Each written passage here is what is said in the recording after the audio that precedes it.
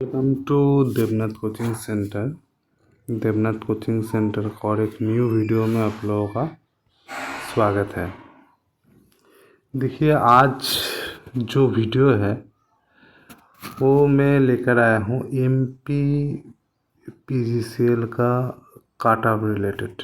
ठीक है, कितना काट ऑफ जा सकता है एमपी पीजीसीएल का। तो मैंने बहुत बारीकी से क्वेश्चन को देखा और जो मेरा एक्सपीरियंस है एग्ज़ाम देने का, उसका हिसाब से मैं इसका कट ऑफ आप लोगों के साथ मैं शेयर करना चाहता हूँ। जो प्लांट असिस्टेंट का है, ठीक है, प्लांट असिस्टेंट मैकेनिकल वाला जो है उसका कट ऑफ मैं बोलूँगा, जो एमपीपीजीसीएल का एग्ज़ाम 1 तारीख को होकर गया है।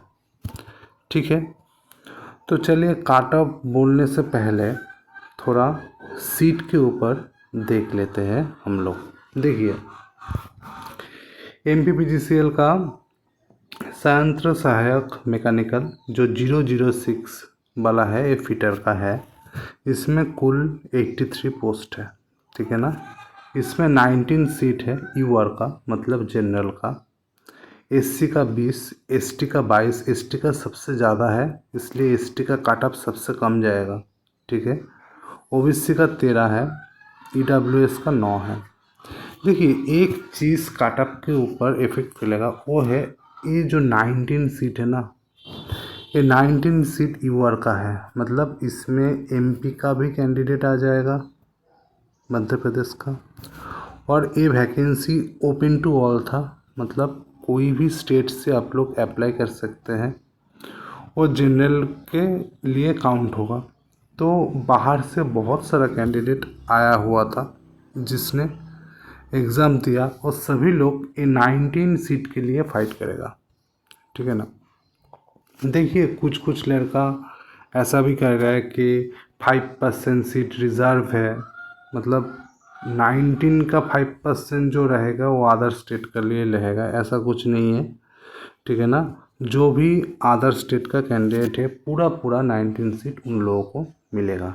ठीक है, कोई भी 5%, 3%, 2% ऐसा नहीं होता है। ये ओपन वैकेंसी था, इसीलिए पूरा 19 सीट जो है वो एमपी का कैंडिडेट को भी मिलेगा, जो जनरल वाला है, यूआर वाला है, और बाहर का कैंडिडेट को भी मिलेगा, जो किसी भी कास्ट से हो, वो यूआर में काउंट होगा। ठीक है, तो ये वाला जो कन्फ्यूजन है वो मैंने क्लियर किया। ठीक है, तो अभी चलता हूँ आपका आंसर की कब आएगा। ठीक है ना, आंसर की कब आएगा। तो इसके लिए जो एडमिट कार्ड आया था एमपीपीजीसीएल का, उसके ऊपर मैं आप लोगों को लेकर चलता हूँ। चलिए देखते हैं।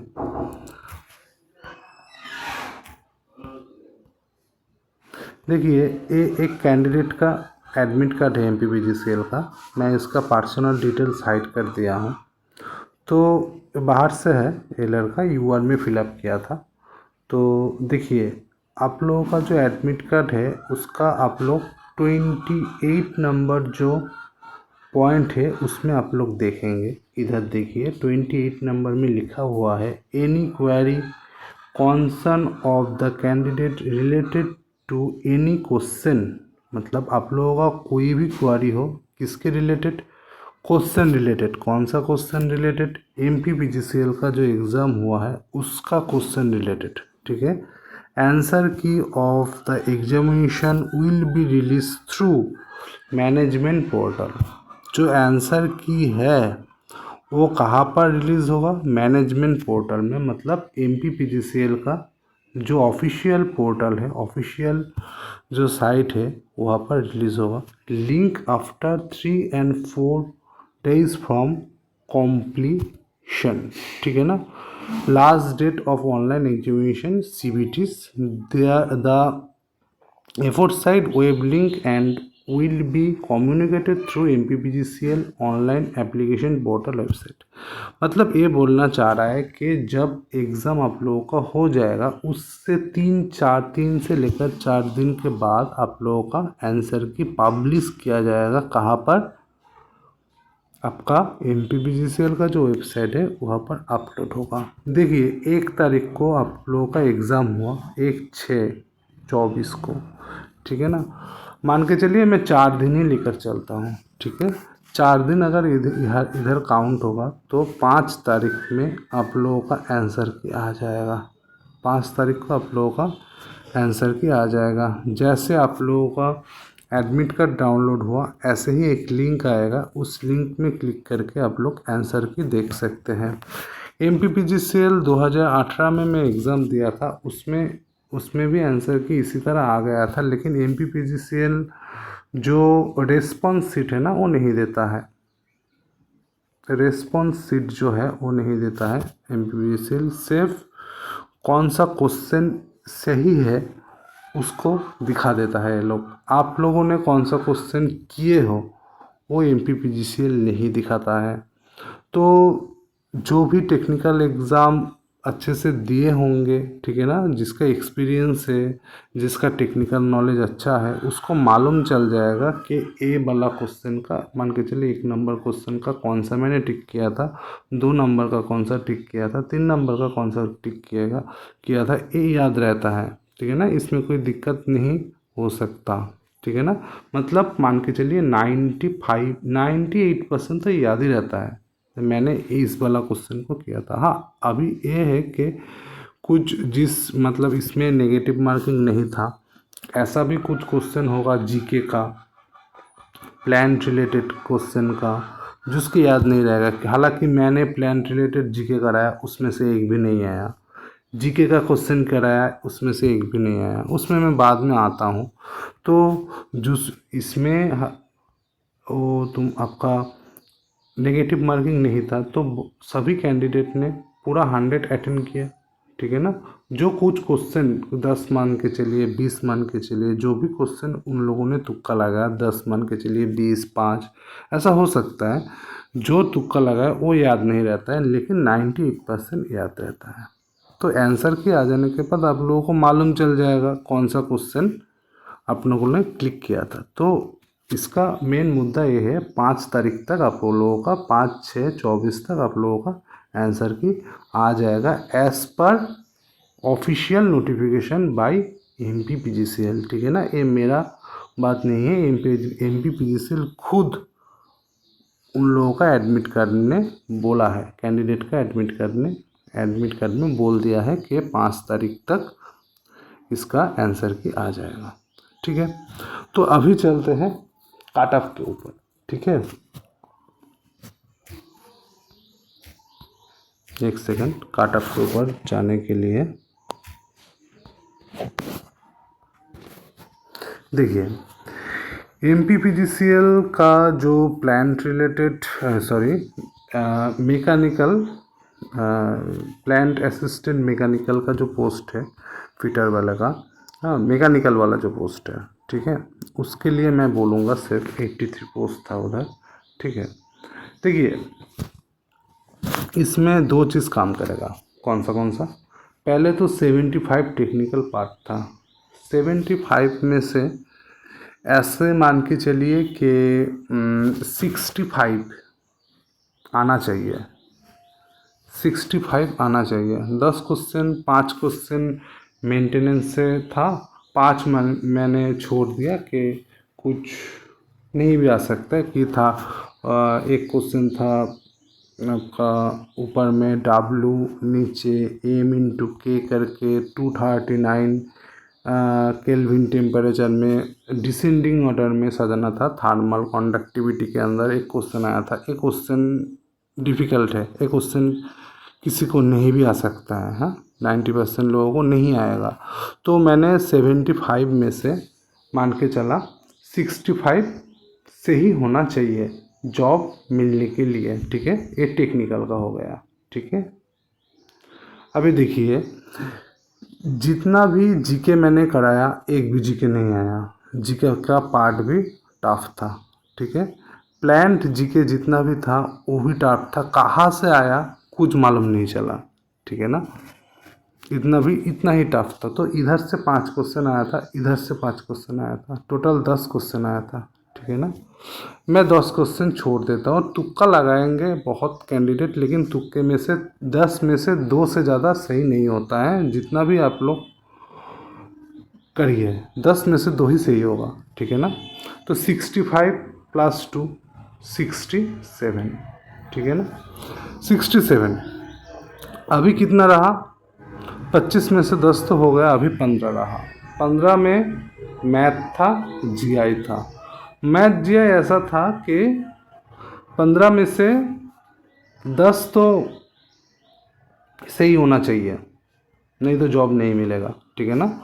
तो अगर 67 के साथ 10 आप लोग ऐड कर देंगे तो कितना आ जाएगा, 77, ठीक है ना। देखिए ऑन एन एवरेज, मैं जनरल का बात कर रहा हूँ, जिसका 77 मार्क्स आ रहा है ना, उसका जॉब मिल गया, उसको जॉब मिल गया। एकदम कॉन्फिडेंट रहे कि 77 जिसका मार्क्स है वो कोई भी कास्ट से हो, 77 से ऊपर नंबर जिसका है और फिर 77 जिसका है, थोड़ा आवाज़ हो रहा है मैनेज कर लेना, बाहर काम चल रहा है। तो 77 जिसका है वो सेफ है, उसका आएगा, ठीक है ना। आज इलेक्शन का रिज़ल्ट आया है तो इसीलिए बाहर में थोड़ा पटाखा फोड़ रहा है, ठीक है ना, तो थोड़ा एडजस्ट कर लीजिएगा। तो 77 जिसका मार्क्स है उसका कॉन्फर्म है, होगा, ठीक है। तो अभी काटअप के ऊपर चलते हैं पूरा कैटेगरी वाइज। देखिए मैंने बोला था 77 जिसका मार्क्स है कॉन्फर्म है। जिसका मार्क्स यूआर का है, यूआर का 19 सीट है, ठीक है ना। इसमें कंपटीशन थोड़ा ज़्यादा है, थोड़ा क्या बहुत ही ज़्यादा है, क्योंकि इसमें आधा स्टेट भी आ जाएगा, ठीक है। इसमें अगर 76 से लेकर 78 के बीच में, हाँ अगर किसी का 76 भी रहा तो भी उसका चांस है हो जाने का, ठीक है ना।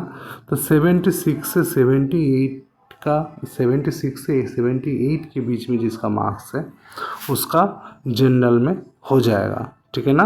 अभी चलते ओबीसी की तरफ। ओबीसी में 13 सीट था कुल, ठीक है ना। तो इसमें सिर्फ एमपी वाला कैंडिडेट भर सकता है, सिर्फ एमपी, ठीक है ना। सिर्फ और सिर्फ एमपी, बाहर का कैंडिडेट इधर नहीं आ सकता, इसलिए इसका कंपटीशन भी कम है। तो टोटल 13 सीट था, 13 सीट में अगर किसी का 72 से 74 के बीच में मार्क्स आ रहा है तो बिल्कुल सेफ है। 72 अगर आ रहा है ओबीसी में, वो तो उसका कॉन्फर्म सिलेक्शन हो जाएगा, क्योंकि 13 सीट टेक्निकल में कम नहीं होता है, ठीक है। नेक्स्ट स्लाइड में चलते हैं, देखते हैं एससी का सीट बहुत ज़्यादा था, जनरल से भी एससी का सीट ज़्यादा है, 20 सीट है एससी का अगर किसी का 70 मार्क्स है उसका कॉन्फर्म जॉब हो जाएगा, ठीक है ना। उसको कॉन्ग्रेचुलेशन पहले से ही देवनाथ कोचिंग सेंटर की तरफ से, जिसका 70 मार्क्स है वो एससी वाला कैंडिडेट है, उसका हो जाएगा कॉन्फर्म। 70 से 72 के बीच में जिसका मार्क्स है उसका कॉन्फर्म हो जाएगा, ठीक है। नेक्स्ट स्लाइड देखते हैं एसटी, ठीक है ना। एसटी वालों का तो बल्ले बल्ले है, ठीक है ना। एसटी का सीट भी सबसे ज़्यादा है, 22 सीट है। जिसका भी 67 मार्क्स है एसटी में, उसका जॉब 100% कॉन्फर्म है, 100% कॉन्फर्म है। 67 एसटी में, मैं जनरल का बात नहीं कर रहा हूँ, एसटी का बात कर रहा हूँ। एसटी में अगर 67 मार्क्स है, 67 से लेकर 70 तक मार्क्स है तो उसका कॉन्फर्म है, ठीक है। अभी चलता है ईडब्ल्यूएस की तरफ। ईडब्ल्यूएस में 9 सीट है। 9 सीट में देखिए ईडब्ल्यूएस पहले तो नया वाला कैटेगरी है, ठीक है ना, इसीलिए इसका मार्क्स एसटी के बराबर ही जाता है, ठीक है ना, एसटी का बराबर ही जाता है। तो ईडब्ल्यूएस का भी कम जाएगा। 68 जिसका मार्क्स है, 68 से लेकर 70 के बीच में जिसका मार्क्स है उसका कॉन्फर्म हो जाएगा, ठीक है ना। तो मैंने पहले से बोल दिया, यूआर 76 से 78, ओबीसी 72 से 74, एससी 70 से 72, ST 67 से 70, EWS 68 से 70। ये आप लोग स्क्रीनशॉट भी कर सकते हैं। इतना ही जाएगा कट ऑफ, इससे ऊपर नहीं जाएगा। आप चाहे तो इसको स्क्रीनशॉट करके रखिए, इतना ही कट ऑफ जाएगा, इससे ऊपर नहीं जाएगा। ठीक है, आप लोग इसको स्क्रीनशॉट कर सकते हैं। ठीक है, तो ये छोटा सा ही इन्फॉर्मेशन देना था। ठीक है ना, मिलते हैं नेक्स्ट वीडियो में, क्योंकि अभी इलेक्शन का रिज़ल्ट चल रहा है। तो जो पार्टी इधर आया है, मैं अभी त्रिपुरा में हूँ, तो जो पार्टी अभी जीता है, ठीक है ना, तो जिस टाइम मैं वीडियो बना रहा हूँ, अभी कितना टाइम हुआ है, 2:40, ठीक है ना, 2:41 अभी दोपहर का है। तो अभी शायद इन लोगों को मालूम चल गया है कौन सा पार्टी आया है, तो इसलिए अभी माइकिंग चल रहा है, बाजी मतलब पटाखा फोड़ रहा है, तो साउंड का थोड़ा प्रॉब्लम हो सकता है। ठीक है, तो इतना ही बोलना था। ठीक है ना, तो जिसका जिसका इसके अंदर मार्क्स आ रहा है, क्योंकि मैंने एक मेमोरी बेस्ड वीडियो बनाया था, उसमें आप लोगों का 75 क्वेश्चन उधर था। ठीक है ना, मतलब मान के चलिए 75% क्वेश्चन मैंने बोल दिया था। ठीक है ना, तो उसमें भी आप लोग शायद क्रॉस चेक किए होंगे कितना क्वेश्चन आप लोगों का करेक्ट है।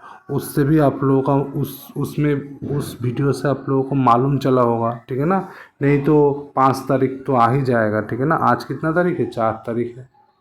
ठीक है ना, कल ही तो आ जाएगा, कल ही तो 5 तारीख है। ठीक है ना, 5 तारीख तो आ जाना चाहिए। उसके बाद आप लोग देख लीजिएगा अपना अपना मार्क्स। ठीक है ना, उसके बाद अगर आप लोगों का इतना इतना मार्क्स आ रहा है तो फिर आप लोग सेफ हो। ठीक है ना, हाँ, मैं अभी से जिस कैंडिडेट का मार्क्स इतना इतना आ रहा है, अभी से कॉन्ग्रेचुलेशन है उसको। ठीक है ना, अभी से कॉन्ग्रेचुलेशन। ठीक है, तो इतना ही बोलना था, बाकी मिलते हैं नेक्स्ट वीडियो में। मेरा चैनल नया है, चैनल को सपोर्ट कीजिए, लाइक कीजिए, सब्सक्राइब कीजिए, दोस्तों के साथ ज़रूर से ज़रूर शेयर कीजिए। और बस इतना ही बोलना था। मिलते हैं नेक्स्ट वीडियो में, तब तक के लिए टाटा। ठीक है।